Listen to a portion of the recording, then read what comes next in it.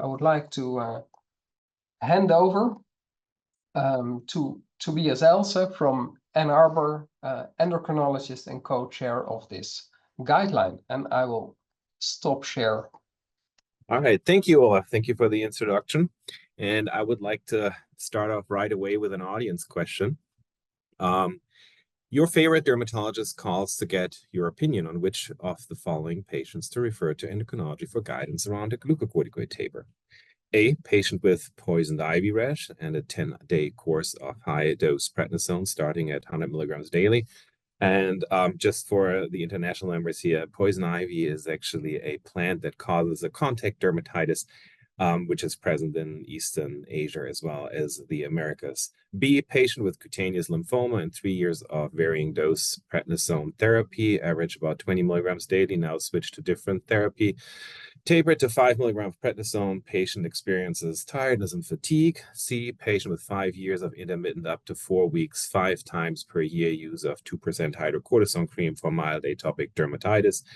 D, patient with a 3-week course of combined oral prednisone, 20 milligram per day, and topical triamcinolone, and a serum 8 a.m. cortisol measurement of 4.2 microgram per day, deciliter 1 day after stopping therapy. All right, and we can start the poll now, probably. It's probably already going.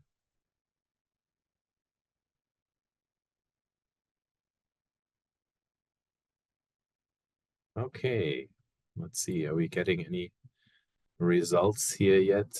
All right, okay, so it's the second patient most of the audience chooses, and I will delay the answer to my very last slide to keep up some of the excitement here. So the first part which I'm going to talk about is really about defining the populations and responsibilities. So our very first recommendation is we recommend that in general, patients on or tapering off glucocorticoids for non-endocrine condition do not need to be evaluated by an endocrinology specialist. Well, what's the background of that? Glucocorticoids, like Olaf described, are used in a variety of for non-endocrine diseases, and treatment is extremely prevalent. It's used for inflammatory and autoimmune diseases, atopic and allergic conditions, as well as for transplant rejection. And about 1% of the population is on chronic steroid use, so it's a huge population. Glucocorticoid therapy, therefore, should be a general medical skill, and endocrine specialists is not usually necessary. However, I think we should make sure as endocrinologists that we actually want to partner with the prescribers and our colleagues in other subspecialties, as well as with the patients. We recommend that clinicians who implement treatment with glucocorticoids educate patients about various endocrine aspects of glucocorticoid therapy, which should be good clinical practice. And education can prevent the need for urgent care. Glucocorticoid prescribers should educate on the iatrogenic Cushing syndrome, including the bone health and hyperglycemia, as well as what's the topic of today's presentation, the adrenal insufficiency, including stress dosing. And this should actually ideally be repeated when they reach the physiological taper. They also should educate about glucocorticoid withdrawal syndrome, about which we will hear a little bit more later. Third recommendation, we recommend that patients on glucocorticoid therapy have access to current, up-to-date, and appropriate information about different endocrine aspects of glucocorticoid therapy. Well, there is, as already mentioned, patient education material available on the ESE as well as on Endocrine Society web pages. These will focus on what are glucocorticoids, what is glucocorticoid-induced adrenal insufficiency, what happens with stopping glucocorticoids, how is adrenal insufficiency from glucocorticoids treated, and what is glucocorticoid withdrawal. We were lucky that we had several patient organizations that actually reviewed this material and also provided their input. Thanks to them. So one of the big questions always when to taper and when not to taper, and this is particularly about the taper towards the physiological range. We suggest not to taper glucocorticoids in patients on short-term glucocorticoid therapy of less than 3 to 4 weeks, irrespective of dose. In these cases, glucocorticoids can be stopped without testing due to low concern of HPA axis suppression.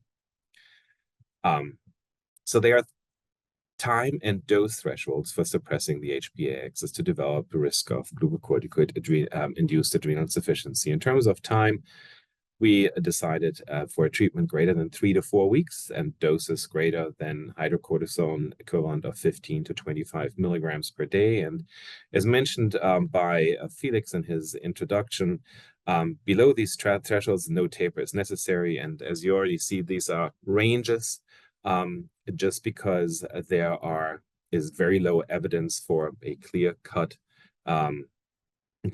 for example, time of treatment or dose. And there is individual provider preference as well as individualization for patient treatment. So therefore, we decided to actually provide these ranges.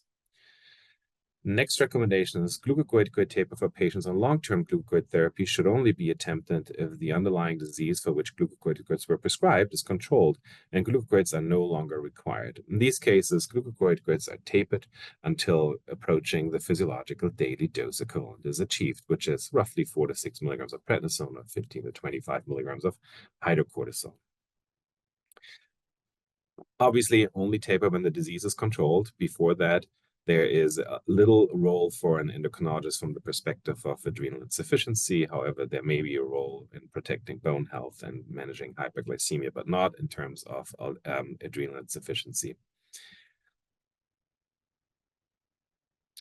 Well, and that leads me actually to the answer of the question, and the majority of our audience actually got this right, which is wonderful.